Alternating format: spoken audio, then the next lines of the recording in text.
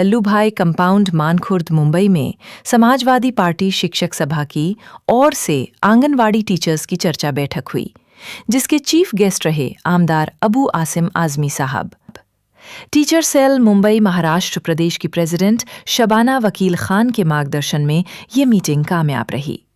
इस बैठक में न सिर्फ आंगनवाड़ी टीचर्स के मुद्दे सुने गए, बल्कि साथ ही साथ सभी आंगनवाड़ी टीचर्स ने समाजवादी पार्टी भी ज्वाइन की।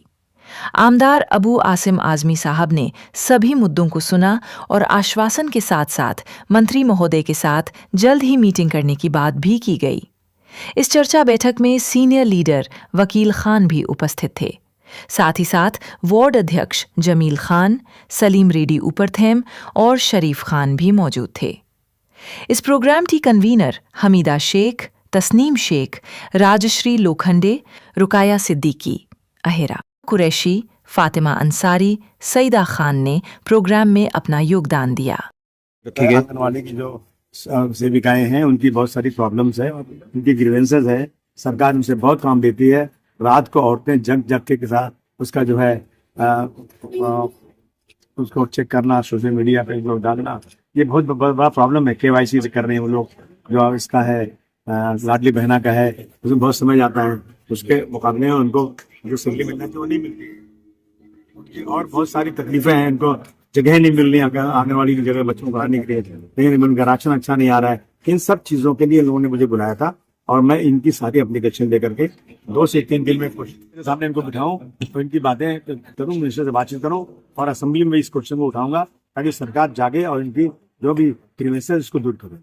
Okay sir, thank you. ये चर्चा बैठक आज जो है वो हमारी आंगनवाड़ी जो शिक्षक सेविका है उनके लिए की गई थी। खास करके वो अपने आमदार के सामने अपने मुद्दों को रखना चाहते थे।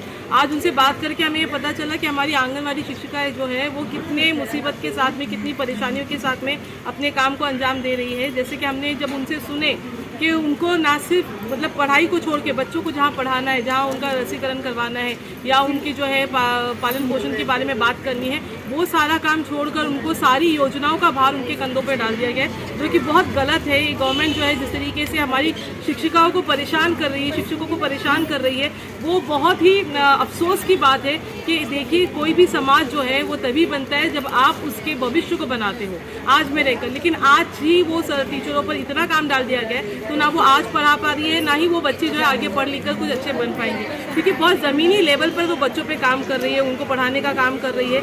यहाँ पर ही आपने उनको सब जगह भटका दिया तो वो एक पढ़ाने का काम रह जाता है। और दूसरी, वो इंसान है, वो कोई मशीन नहीं है कि आपने उनको देर रात का भी एक काम दे दिया है कि 3:30 बजे भी KYC पोर्टल ओपन होता है तब उनको अपलोड करना पड़ता है। वो चाहती है कि वो अपने काम को अच्छे से करे, लेकिन आपने जो भार डाला है इसकी वजह से उनके काम पर काफ़ी असर हो रहा है। ना ही उनको इंसेंटिव्स प्रॉपरली दिया जाता है। एक 2,500 का गबन किया जा रहा है, क्योंकि जिस तरीके से लाडली बहन योजना आई है और उस वक्त औरतों को जो है 2,000 रुपये आप या 3,000 रुपया मंथली दे रहे, तो शिक्षिका जो हमारी आंगनवाड़ी टीचर्स है, क्या उनकी जेब से ये पैसा निकल के जा रहा है? क्योंकि इंसेंटिव्स के नाम पे उनके सैलरी से 2,500 रुपये जो है वो हर महीने हटा दिया जाता है। जब ये अपना काम पूरी अच्छी तरीके से कर रही है तो इनको इंसेंटिव्स क्यों नहीं मिल रहा है? तो इंसेंटिव्स के साथ साथ में जिस तरीके से राशन किट भी आ रहा है वो भी कुछ अच्छी क्वालिटी का नहीं आ रहा है, वो भी एक कहीं ना कहीं कचरे में चला जाता है। और तीसरी ये भी एक चीज़ आ रही है कि OTP और KYC या फेस रिकग्निशन ऐप के जो जिम्मेदारी इन पे दी गई है उसमें एक बड़ा फ्रॉड चल रहा है, जहाँ पर